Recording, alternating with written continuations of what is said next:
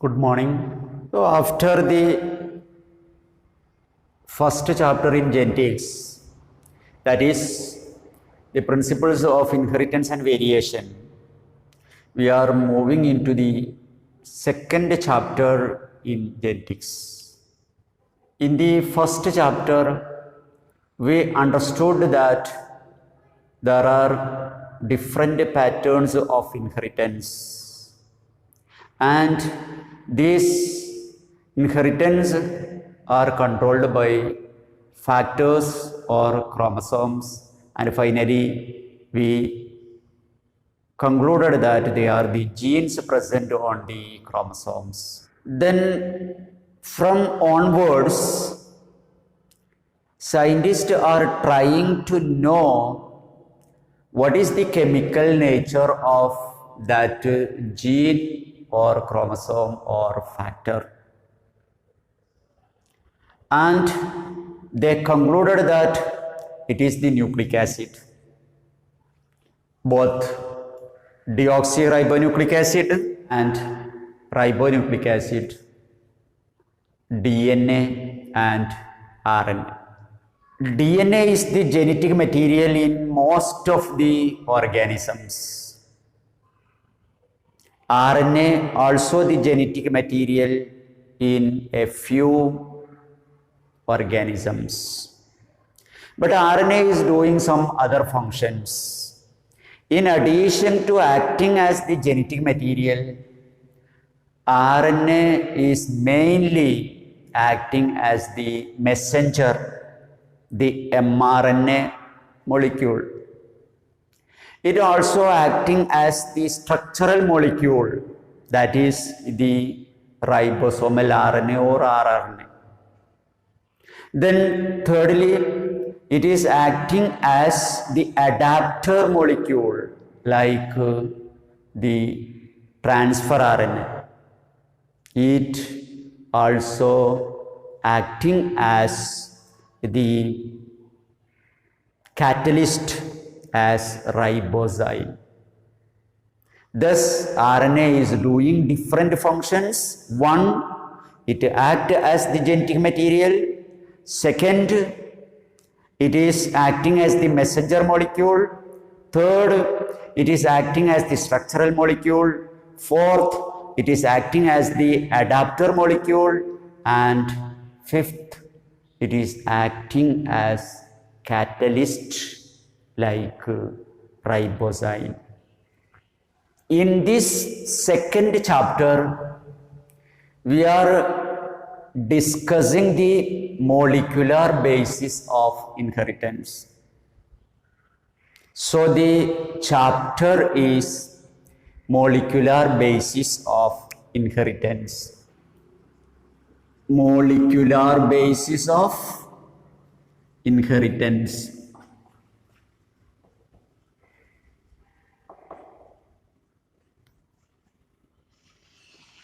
That is, in this chapter, we will discuss about the molecular level of the genetic material, that is the chromosome. This is a large chapter. Many informations in this chapter we are discussing are new for you. So, you have to very clearly observe the classes and grasp the points. This chapter possesses many subheadings. Firstly, we are discussing the structure of DNA. After discussing the structure, we will discuss the experiments which led to the discovery of the DNA molecule as the genetic material. Then the third part, we are discussing the properties of DNA, that is the replication, the transcription and the translation. And when we are discussing the translation, we have to know the genetic code. Thus, additionally, we are also discussing the genetic code. Then, at a basic level, we also discuss the regulation of gene expression or the functioning of the genes. And in the last part, we are discussing certain modern findings in genetics, that is the Human Genome Project and DNA fingerprinting. So these are the subtopics which we have to discuss in this chapter. Then, firstly, we are discussing the structure of DNA. The structure of DNA we have already discussed in the first year, but in the second year also we are passing through the structure of DNA. So that is our subheading, the DNA structure.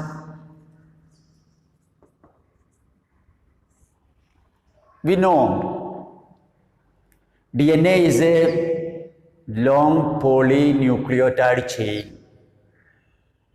So the length of DNA is defined as the number of bases or base pairs present in the DNA molecule. Remember this definition.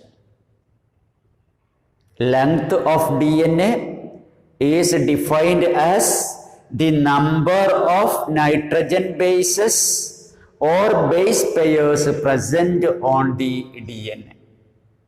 So if the length of DNA is less, the number of base pairs are less. Thus, we have to know the length of the DNA of a few organisms.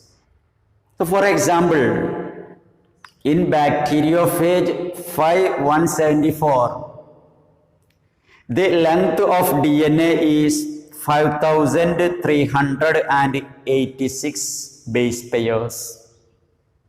In the bacteriophage 5174, the length is 5386 base pairs.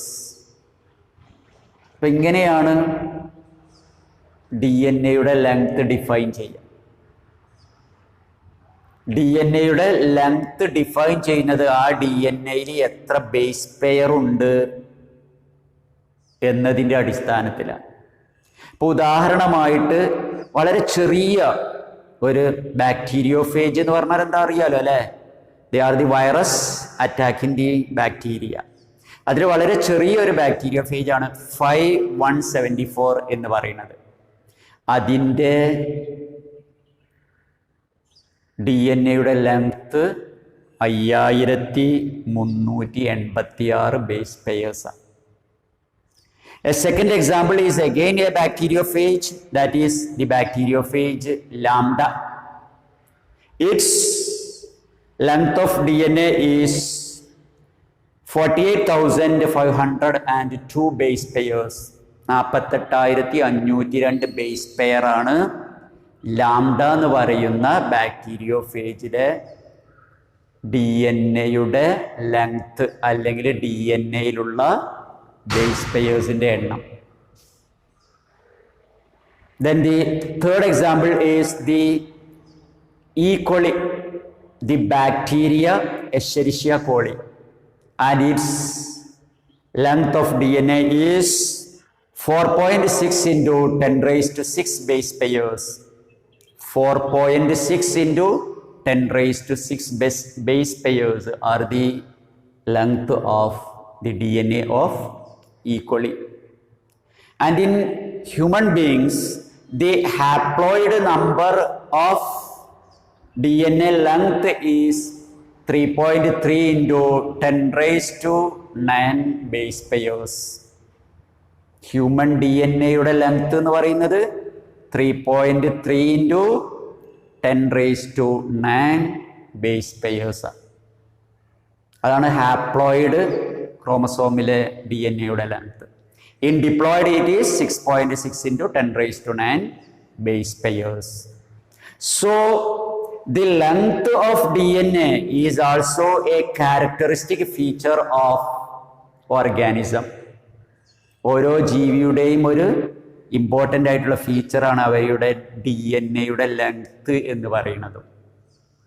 So this is about the length of DNA. Then when we are discussing the structure of DNA, we have to memorize what we have discussed in the biomolecules in the first year, where we have discussed the nucleic acids. So nucleic acid or DNA is formed of 3 components. The 3 components are one, a pentosugar. ഏതോ ഒന്നാമത്തത് പെൻറ്റോഷുഗർ, കഴിഞ്ഞ വർഷം പഠിച്ചതാ.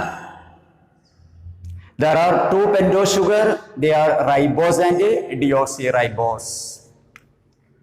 Ribose and deoxyribose. ഇത് രണ്ടും തമ്മിലുള്ള വ്യത്യാസം, in deoxyribose one oxygen is less, or in ribose at the second carbon atom there is an OH group free.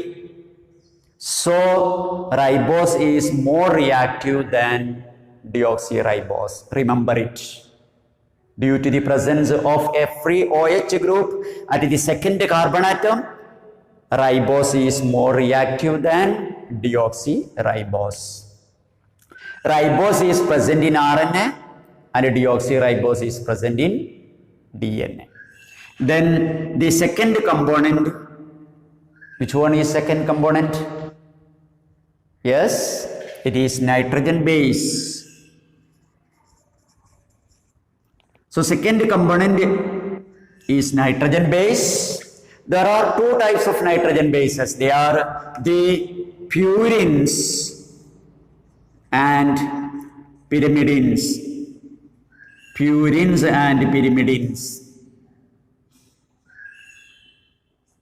Purines are with 2 ring structure, but pyrimidines are with 1 ring structure. Then the important purines are, yes, adenine and guanine. And the important pyrimidines are cytosine, thymine and uracil. So there are 5 important nitrogen bases: adenine, guanine, cytosine, thymine and uracil. Adenine, guanine, cytosine are present both in DNA and RNA. Among the pyrimidines, thymine is present in DNA, but uracil is present in RNA. Thymine is also known as 5-methyl uracil. Thymine is also known as, chemically known as 5-methyl uracil. Thus, uracil is more reactive than thymine. Uracil is more reactive than thymine. This is also you have to remember. Then the third component is phosphate group. In most cases, the phosphate group is phosphoric acid. So these are the 3 components of the DNA. Thus, during the formation of DNA, a pentosugar join with a nitrogen base through a N-glycosidic bond. A pentosugar join with any one of these nitrogen base through N-glycosidic linkage to form nucleoside. We have discussed this in first year. Nucleoside. So the linkage present in the nucleoside is N-glycosidic linkage. Then a nucleoside join with a phosphate group through phosphoester bond. Phosphoester bond or linkage to form a nucleotide.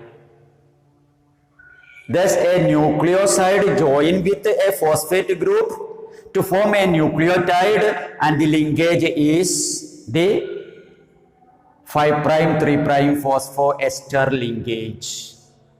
Such two nucleotides join together to form a dinucleotide through a linkage known as 5' 3' phosphodiester bond.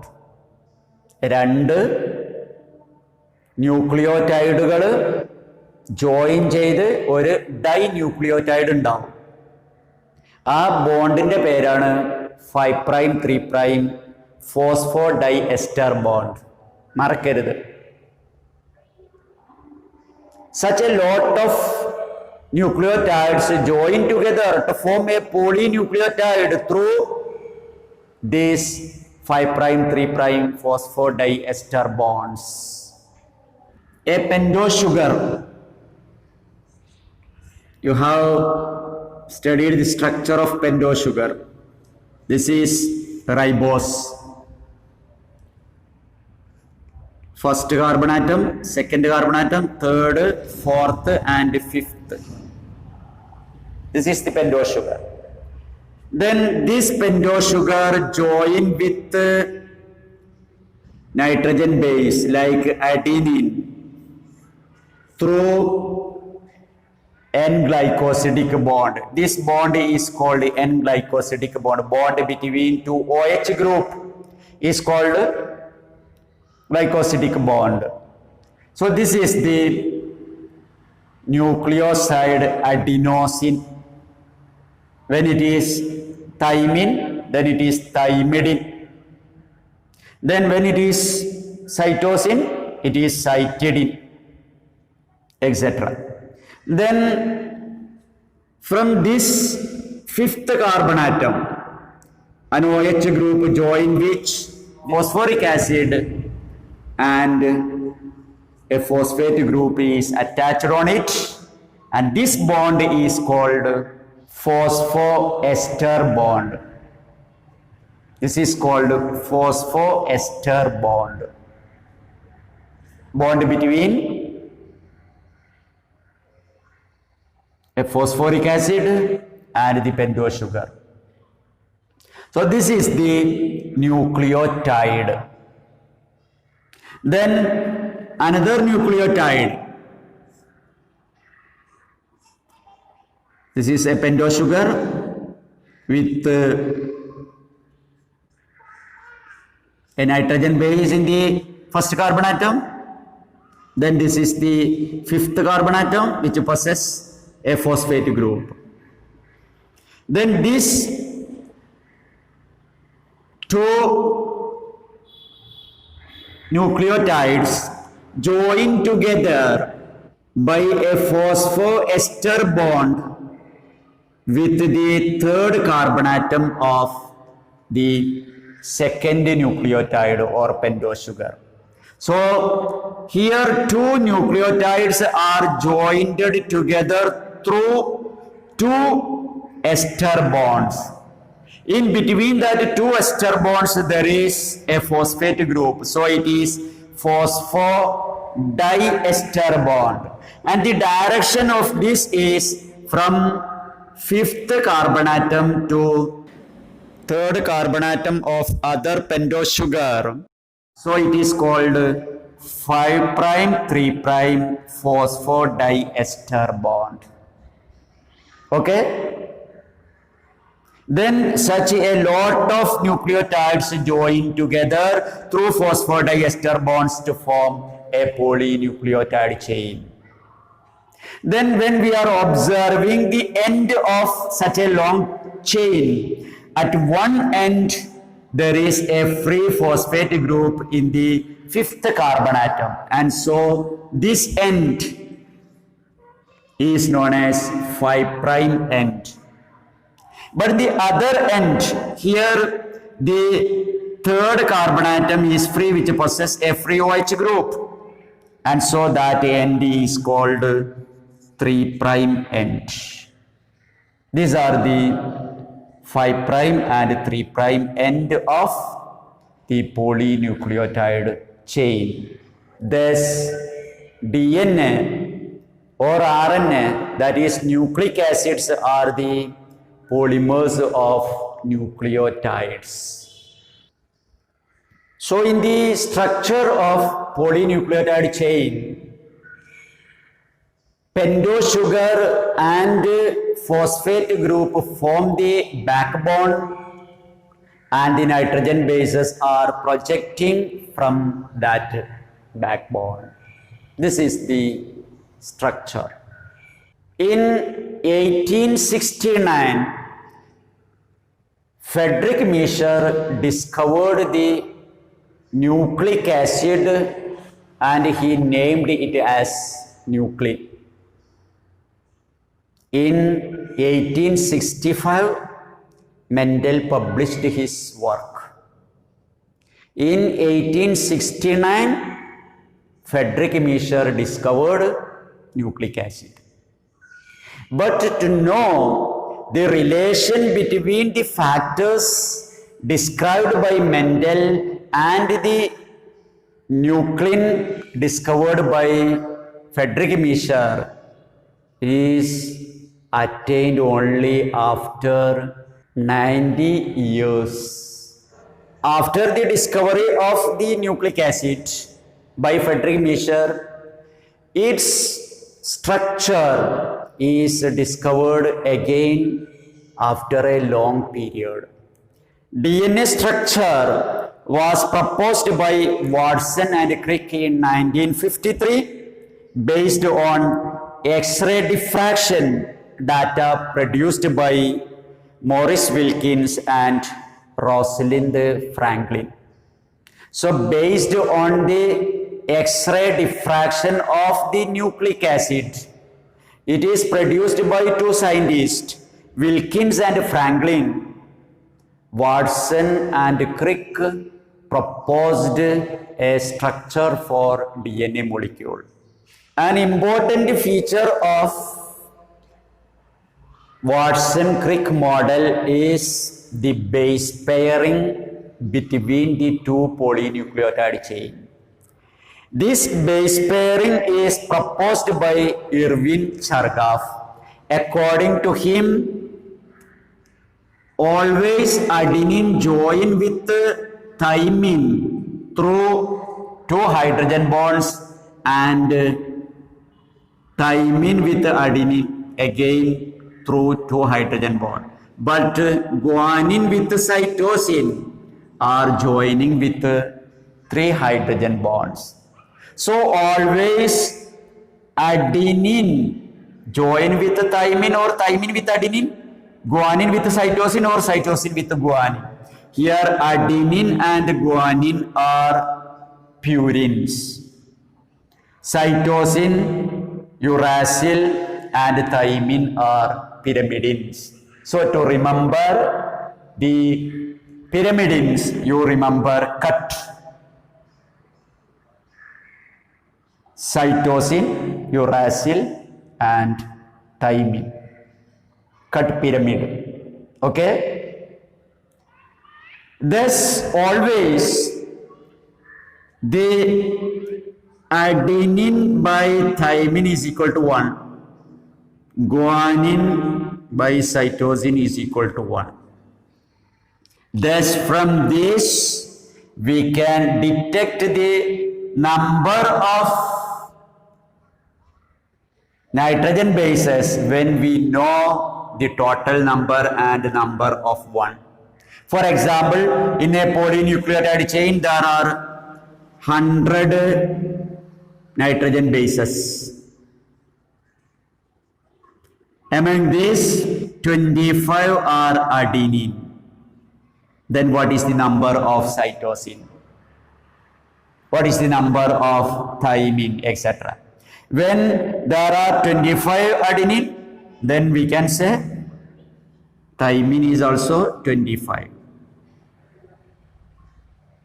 The ratio of adenine, thymine, guanine, cytosine is equal to 1. So the remaining number from 100 is guanine and cytosine. These two totally 50, then the other 50 is guanine and cytosine. So guanine is again 25. This is the base pairing rule proposed by Erwin Chargaff. Okay? According to that model, the two polynucleotide chains present in the DNA are complementary to each other. That means when we know nitrogen bases present on one strand, we can predict the nitrogen bases present on the second strand. ഇപ്പം എന്താ കോംപ്ലിമെൻറ്റാരിറ്റി എന്ന് പറഞ്ഞാൽ, അല്ലെങ്കിൽ രണ്ട് ചെയിനുകളും complimentary ആണ് എന്ന് പറഞ്ഞാൽ എന്താ? ഒരു ചെയിനിലെ നൈട്രജൻ ബേസുകളെ അറിഞ്ഞു കഴിഞ്ഞാൽ രണ്ടാമത്തെ ചെയിനിലെ നൈട്രജൻ ബേസുകളെ നമുക്ക് പ്രഡിക്റ്റ് ചെയ്യാൻ പറ്റും. എങ്ങനെയാണ് പറ്റുക? Based on the base pairing rule. ബേസുകൾ തമ്മിൽ പെയറാവുന്നതിന് ഒരു റൂളുണ്ട്. അഡിനിനും തൈമിനും ബേസ് പെയർ ആവും, അതുപോലെ ഗ്വാനിനും സൈറ്റോസിനും ആവും. ഇവരുടെ റേഷ്യോ എപ്പോഴും കോൺസ്റ്റൻ്റ് ആയിരിക്കും. ഇത് രണ്ടും തമ്മിലുള്ള റേഷ്യോയുടെ ടോട്ടൽ 1 ആയിരിക്കും. അതിൻ്റെ അടിസ്ഥാനത്തിൽ നമുക്ക് ഒരു ചെയിനിലെ നൈട്രജൻ ബേസുകളെ അറിഞ്ഞു കഴിഞ്ഞാൽ മറ്റേ ചെയിനിലെ നൈട്രജൻ ബേസുകൾ ഏതാണ് എന്ന് അനുമാനിക്കാൻ പറ്റും. അതുകൊണ്ടാണ് they are complementary to each other എന്ന് പറയുന്നത്. Thus the DNA produced from a parental DNA, the DNA produced from the parental DNA, the two daughter DNAs are again like the parental DNA. അതുകൊണ്ട് തന്നെ ഒരു parental DNA-യിൽ നിന്ന് produce ചെയ്യുന്ന രണ്ട് daughter DNA പെയറുകളും പാരന്റിൻ്റെ അതുപോലെ ആയിരിക്കുകയും ചെയ്യും. So this is about the കോംപ്ലിമെൻറ്റാരിറ്റി.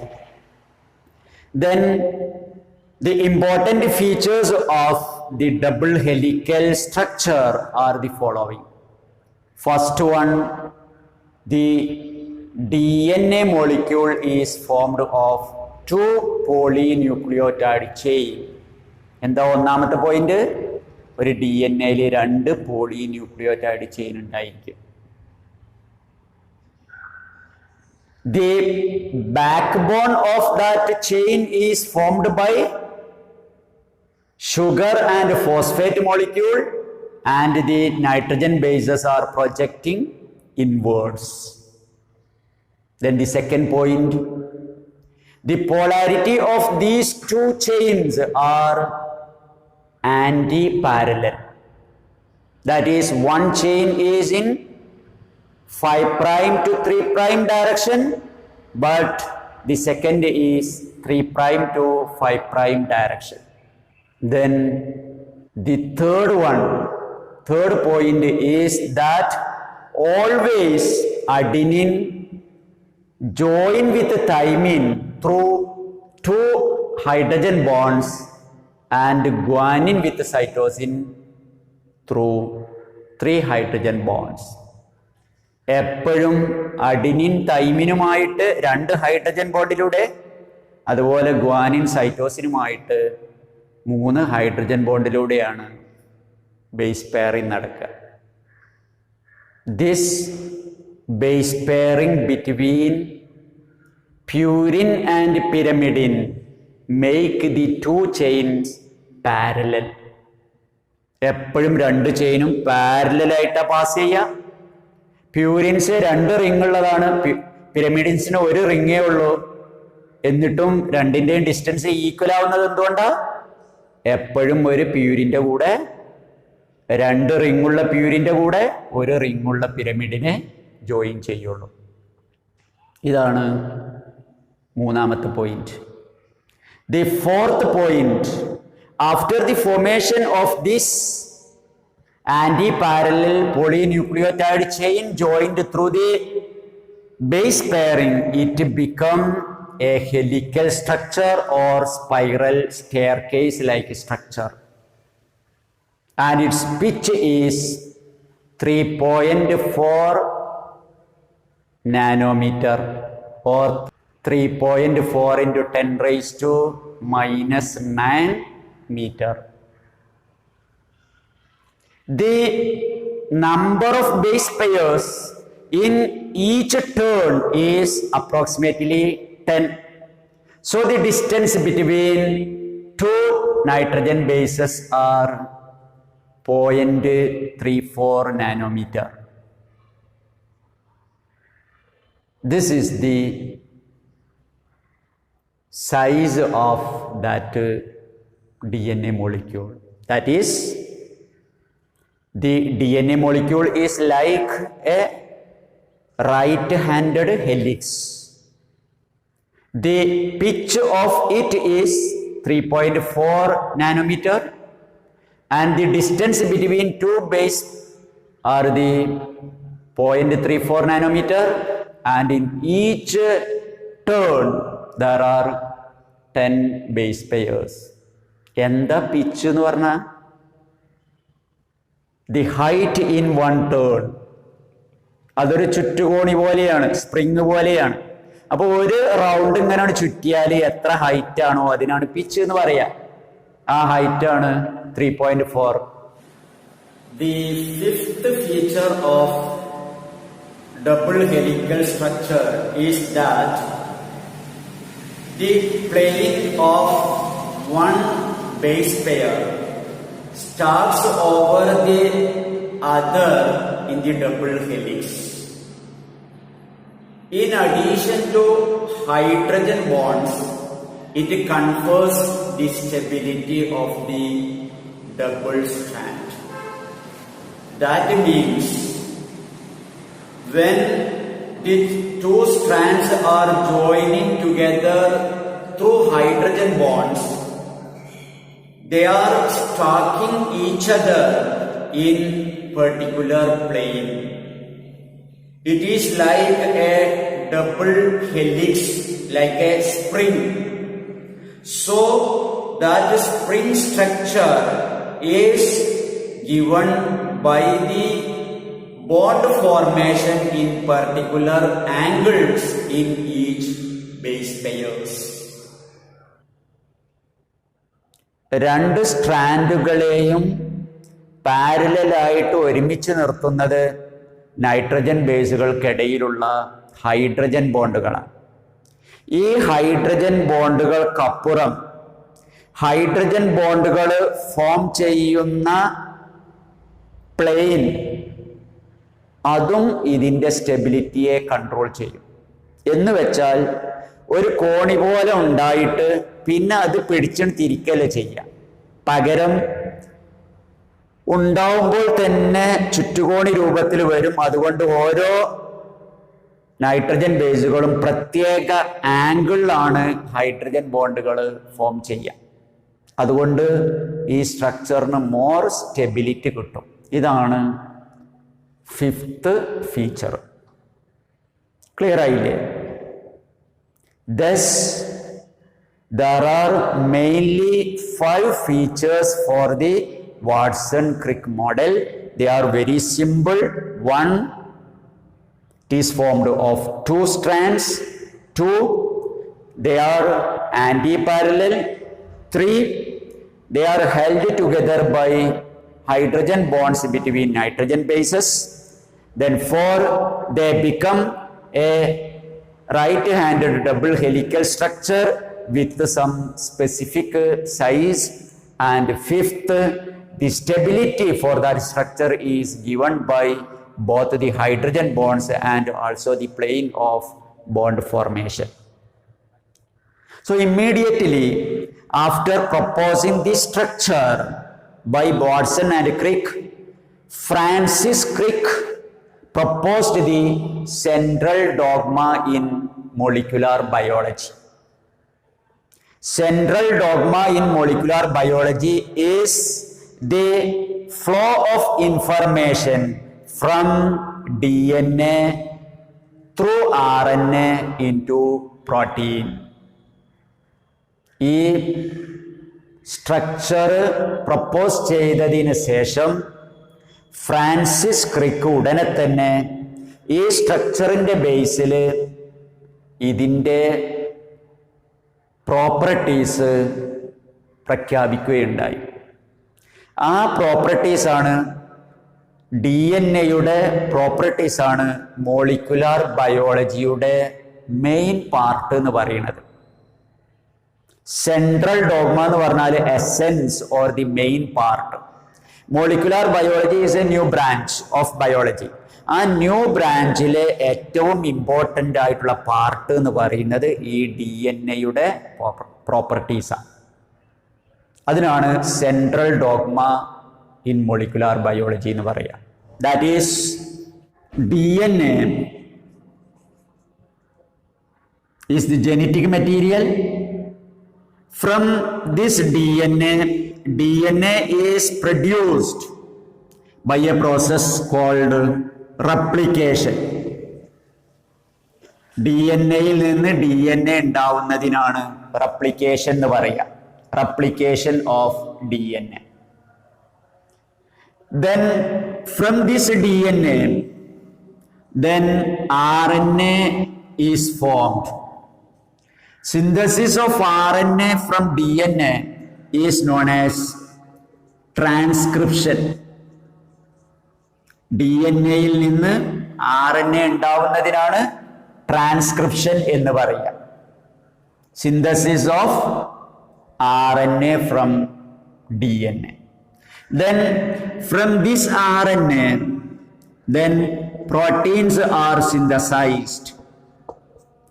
ഈ RNA-യിൽ നിന്നാണ് പ്രോട്ടീനുകൾ സിന്തസിസ് നടത്തുക.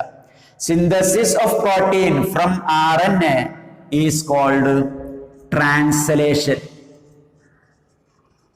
Is called translation. This is the main part of molecular biology, and so it is called central dogma in molecular biology. That is flow of information from DNA to protein, including the synthesis of DNA from DNA. Synthesis of DNA from DNA is called replication. Synthesis of RNA from DNA is called transcription, and synthesis of protein from RNA is called translation. Remember this. In some virus, the genetic material is RNA. Like some plant viruses, generally they are called RNA virus. Some RNA virus can produce DNA from their RNA, and such viruses are called retrovirus. Thus, in RNA virus, from the RNA, DNA is produced. Synthesis of DNA from RNA is called reverse transcription. Reverse transcription. Synthesis of DNA from RNA is called reverse transcription, and this is present in RNA viruses or retroviruses. So this is the central dogma. This is asked for examination, so you have to know clearly the central dogma in molecular biology. ഇതെങ്ങനെയാ പരീക്ഷയ്ക്ക് ചോദിക്കുക? ഈ central dogma വരച്ചു തരും. എന്നിട്ട് ഇതിന്റെ മുകളിൽ transcription എന്നുള്ളിടത്ത് എ എന്നായിരിക്കും, ട്രാൻസ്ലേഷൻ എന്നുള്ളിടത്ത് ബി എന്ന് തരാം, അതുപോലെ റെപ്ലിക്കേഷൻ എന്നുള്ളിടത്ത് സി എന്ന് തരാം. പ്ലസ് അഡീഷണൽ ആയിട്ട് ഇതിന്റെ റിവേഴ്സ് ആരോ മാർക്ക് തന്നിട്ട് അതിന്റെ പേരെന്താന്ന് ചോദിക്കുക. അല്ലെങ്കിൽ ഇതിന് പകരം RNA വൈറസുകളിൽ ഇത് മാറ്റി വരക്കാൻ പറയും. ഇങ്ങനെയൊക്കെ ചോദ്യം ചോദിക്കും. അതുകൊണ്ട് കൃത്യമായിട്ട് ഇത് അറിഞ്ഞിരിക്കണം. So this is about the structure of DNA. Clear? Thank you.